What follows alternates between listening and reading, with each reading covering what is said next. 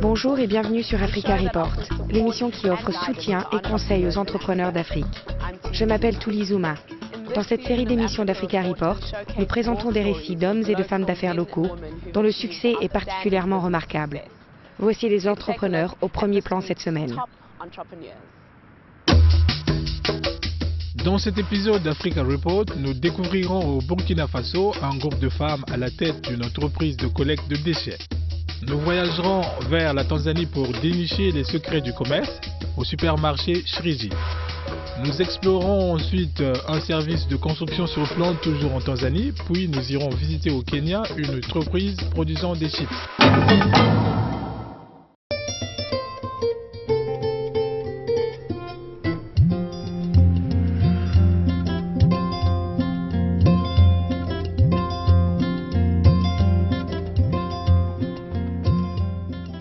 C'est un nouveau jour qui se lève sur la ville de Bogandé, dans la région de l'Est du Burkina Faso. Un groupe de femmes s'apprête à commencer leur journée de travail. Elles ramassent les déchets produits par les maisons et entreprises locales.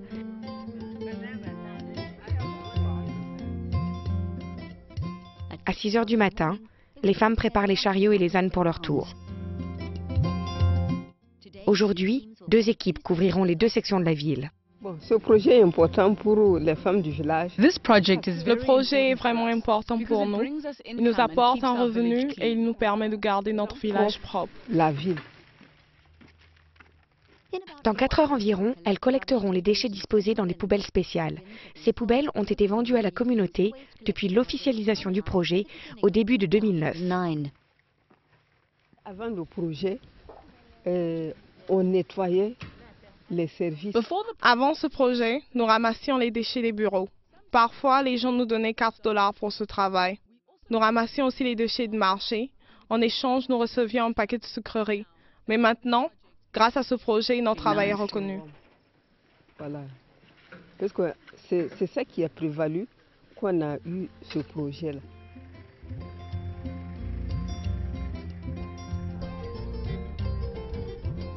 Nous sommes en compagnie de Christian Mouloki, qui travaille pour l'ONG suisse Helvitas. Cette organisation a aidé la communauté de Bogandé à établir le processus de collecte des déchets. Oui, c'est la commune qui a eu l'initiative. Oui, c'est la communauté qui a contacté Helvitas. Elle voulait créer quelque chose autour de la collecte de déchets solides et nous avons décidé de le soutenir. Traiter les déchets solides dans la ville et nous les avons accompagnés. Voilà. Oui, là nous allons à la mairie. Nous allons maintenant à la mairie de la ville, juste ici pour rencontrer le maire et les techniciens.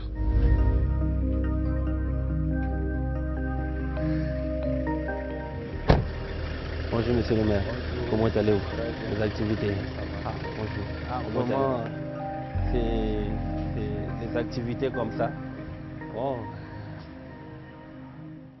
La ville de Bogandé s'est beaucoup agrandie ces dernières années. L'urbanisation a entraîné des challenges nouveaux pour la communauté, comme par exemple la collecte des déchets. Maintenant, c'est cette association de femmes qui s'en charge. Ce service leur garantit un revenu mensuel.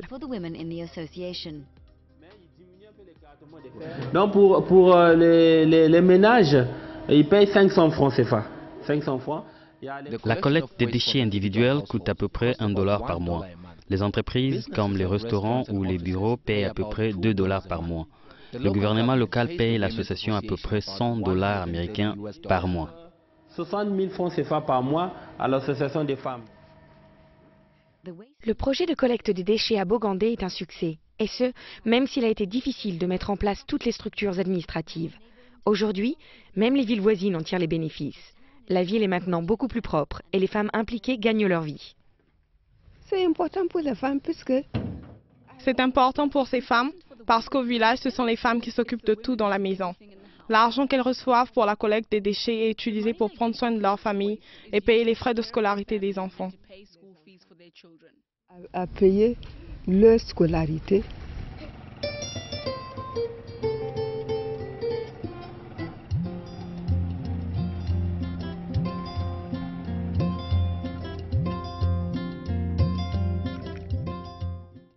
Une partie du projet sert à souligner l'importance de l'hygiène. C'est pour cette raison qu'Aïcha Kampaor est en route vers sa famille de l'autre côté de Bogandé. Première partie, je les ai montré comment faire l'hygiène. D'abord, nous expliquons ce que c'est l'hygiène, comment ils doivent traiter l'eau potable et comment se prémunir des maladies. Par exemple, en recouvrant les conteneurs d'eau, en leur montrant aussi comment préserver la nourriture. À l'aide de dessins et d'exemples du quotidien, Aïcha apprend aux habitants comment prendre soin de leur santé et trier leurs déchets. C'est aussi une forme de publicité pour le service de collecte. On sensibilise les familles à ce qu'ils payent nos demi-fûts et collecter les ordures pour que nous passions enlever pour eux.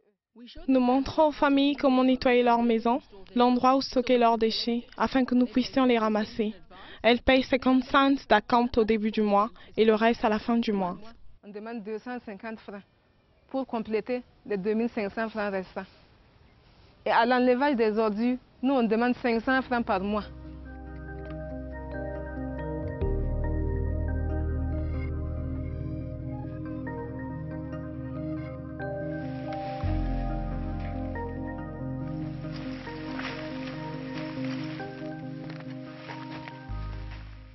En bordure de Bogandé, la communauté locale a construit une déchetterie. C'est ici que Koumi Billy et ses collègues apportent leurs déchets et trient ce qui peut être recyclé.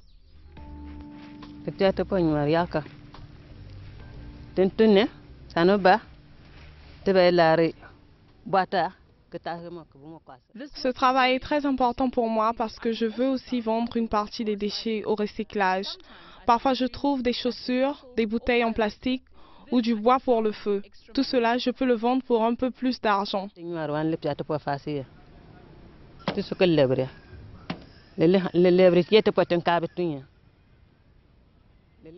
Nos activités ont changé la ville parce que tout était sale et nous avions des maladies. Mais grâce au projet, la ville est propre et le nombre de maladies a chuté. Les gens font plus attention à leur hygiène.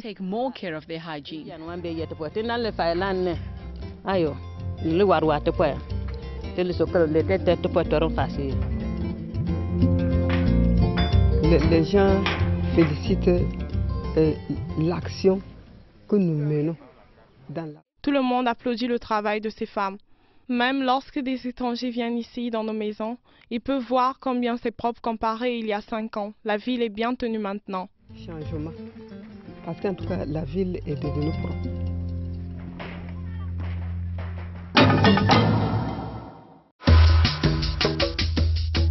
À suivre dans Africa Report, nous irons à la rencontre d'un entrepreneur dont le commerce tanzanien est en plein essor.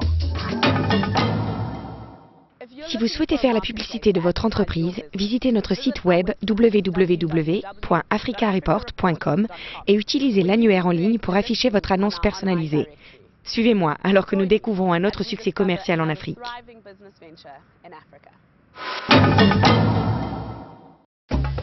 Africa Report n'avait encore jamais mis en lumière une compagnie offrant sous un même toit tout ce dont le consommateur a besoin.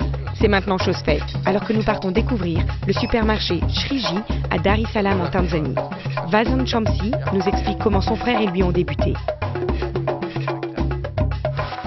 Nous avons commencé à travailler dans la vente au détail en 2000 avec une solide expérience et connaissance du commerce.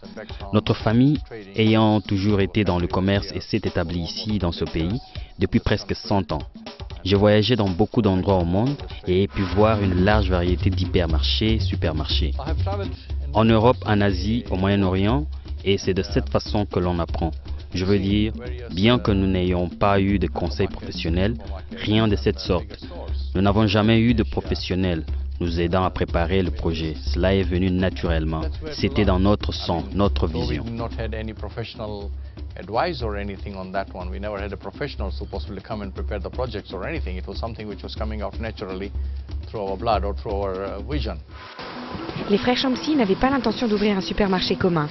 À la place, ils ont eu l'idée d'un lieu d'achat one-stop, un concept complètement novateur, attirant les clients de toutes parts. Lorsque je parle d'un magasin one-stop, je ne parle pas seulement de la possibilité d'acheter comme les gens en ont l'habitude. Les nécessités du quotidien, cela ne s'arrête pas là. Il y a tant d'autres choses dont on a besoin. Un magasin one-stop vend des affaires de toilette, de choses du quotidien dont on aura besoin à un moment ou un autre.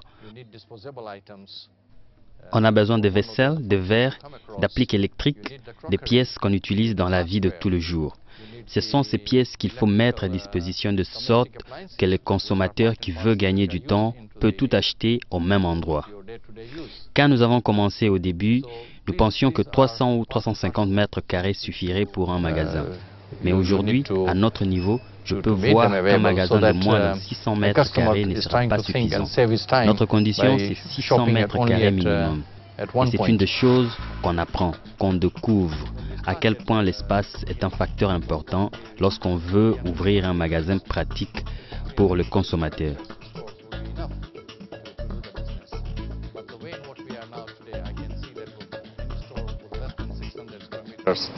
Will not be sufficient for us. So our minimum requirement is anything 600 plus square meters. So this is one of those things which we came to learn and found out that if we really want to do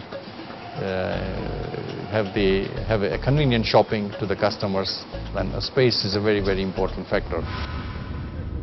Le supermarché Shriji a maintenant 4 branches qui couvrent la capitale tanzanienne, Dar es Salaam. La difficulté est maintenant de trouver des locaux pour ouvrir de nouveaux magasins.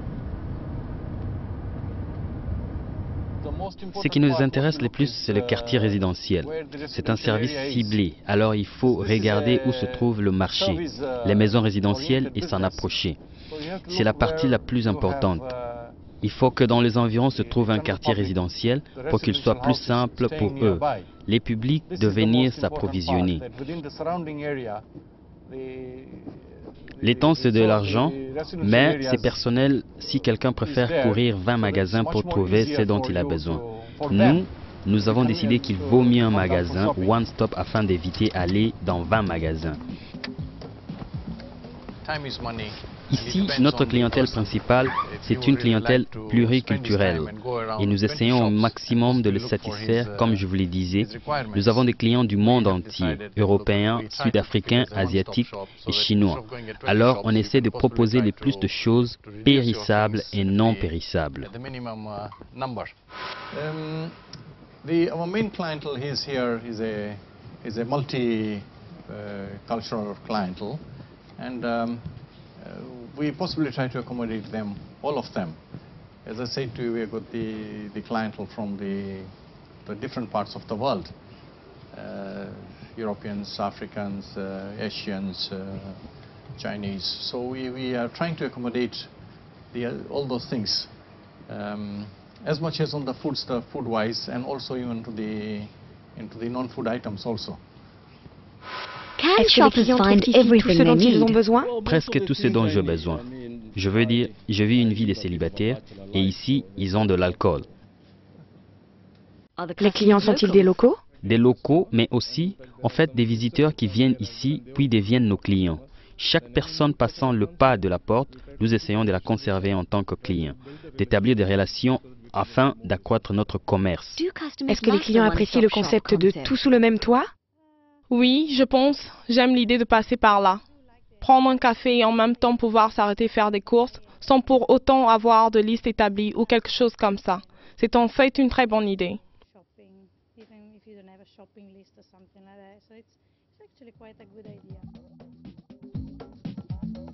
Est-ce que les clients passent souvent par ici? Oui, je viens souvent ici. C'est un endroit agréable. Vous trouvez des gens sympas. Denis est sympa et les employés sont sympas, accueillants. Donc au moins de temps en temps, quand je veux faire mes courses, je viens ici. C'est le meilleur endroit pour moi. Dans n'importe quelle entreprise, pour n'importe quel entrepreneur, si vous ne travaillez pas assez, si vous n'y consacrez pas assez de temps, si vous ne vous concentrez pas sur votre entreprise, ce ne sera jamais facile. Il faut être précis, concentré dans ce que vous mettez en place. Ici, c'est une entreprise où il faut travailler au minimum 16 heures par jour. Alors seulement, vous mettez les choses en place. Et puis, pas question de vacances, rien. C'est 7 jours sur 7, 16 heures par jour, la seule façon de le comprendre.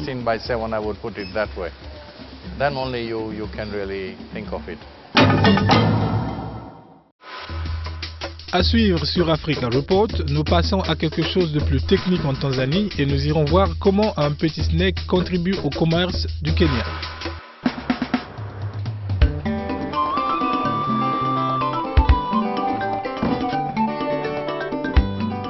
Bien sûr, je suis Denis Wandera. Je suis de l'est de l'Ouganda. C'est Tourtour. Là où j'ai mon commerce, l'activité principale, c'est la construction sur plan. Notre jeunesse est très simple.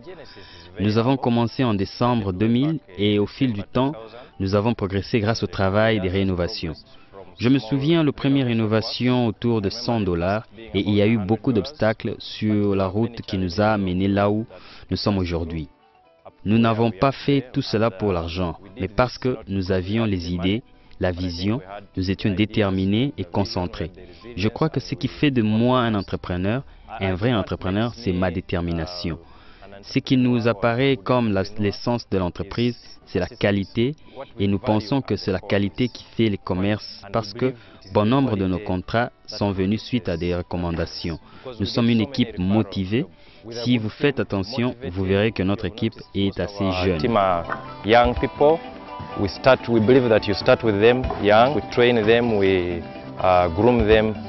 Nous pensons que c'est bien de commencer avec des jeunes.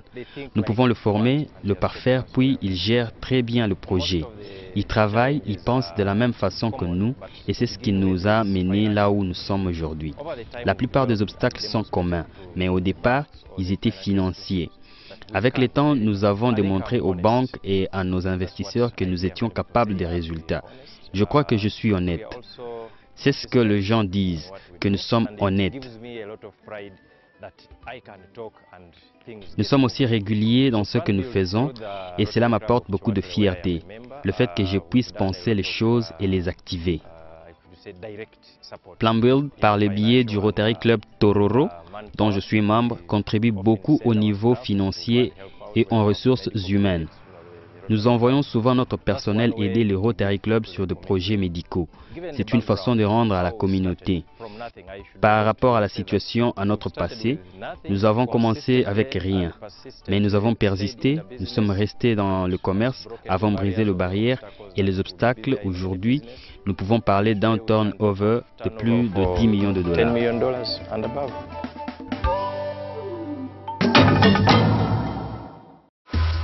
Bientôt dans Africa Report, nous découvrirons comment tourner un petit snack en un grand succès.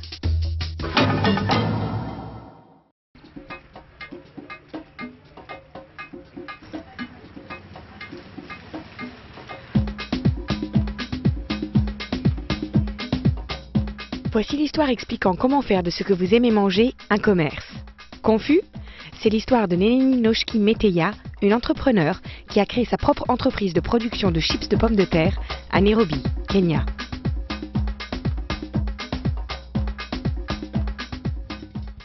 J'aimais tellement les chips, j'avais l'habitude d'aller au supermarché et d'y acheter des chips presque tous les jours. Alors j'ai voulu faire des chips pour moi-même. Puis j'ai eu l'idée d'en faire un commerce. J'ai rencontré une amie qui travaillait dans une entreprise produisant des chips. Nous avons discuté puis elle m'a donné rendez-vous pour me montrer les équipements qu'il me fallait pour montrer ma propre entreprise. Au départ, j'ai commencé avec du bois de chauffage, un canapé et un éplucheur qui me coupait les doigts.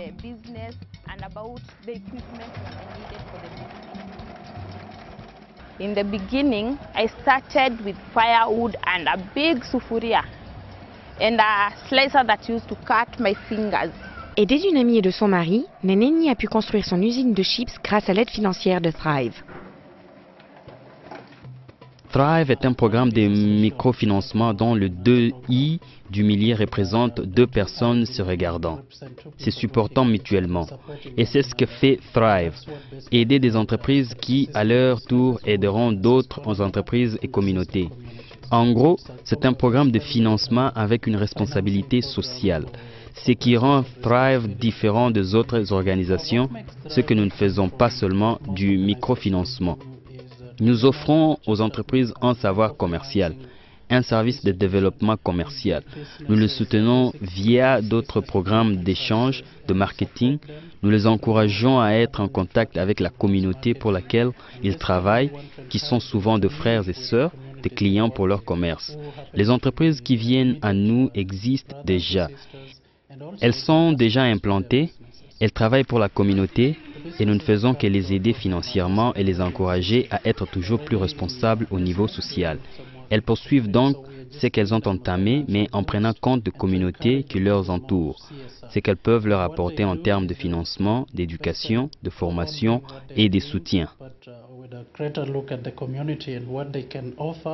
In terms of in-kind repayment and education, training and support to the communities.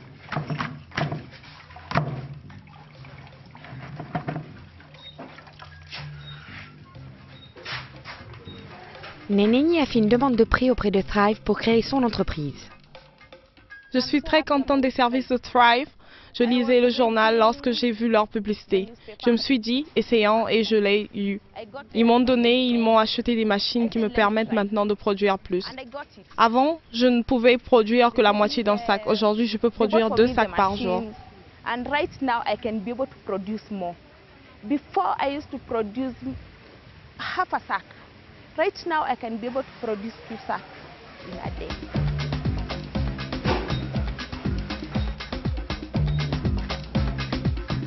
Thrive n'opère pas comme une banque conventionnelle. Le remboursement des prêts ne se fait pas en mensualité, mais en dons. Thrive utilise des remboursements en dons pour lesquels la communauté reçoit les financements pour s'équiper. Elle produit et en retour, nous les encourageons à donner ce qu'elle produit aux communautés, après avoir identifié ce dont elles avaient besoin.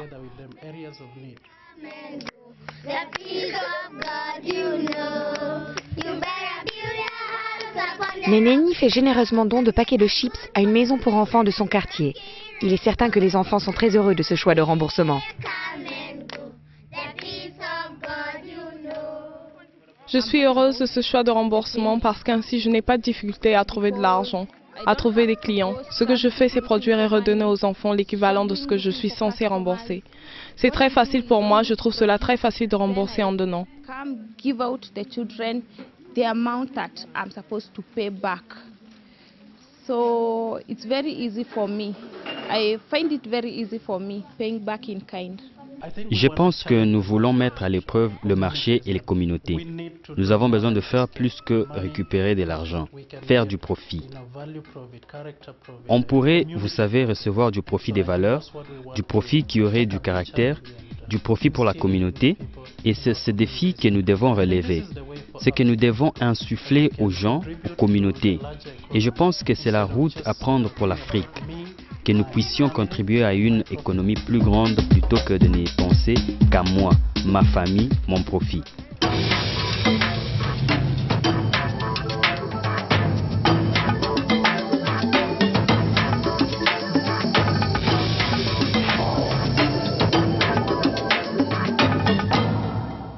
Voici la fin de l'épisode hebdomadaire d'Africa Report. N'oubliez pas de consulter notre site web www.africareport.com. En attendant de vous retrouver la semaine prochaine, toute l'équipe d'Africa Report et moi-même, Tulizouma, vous disons à bientôt.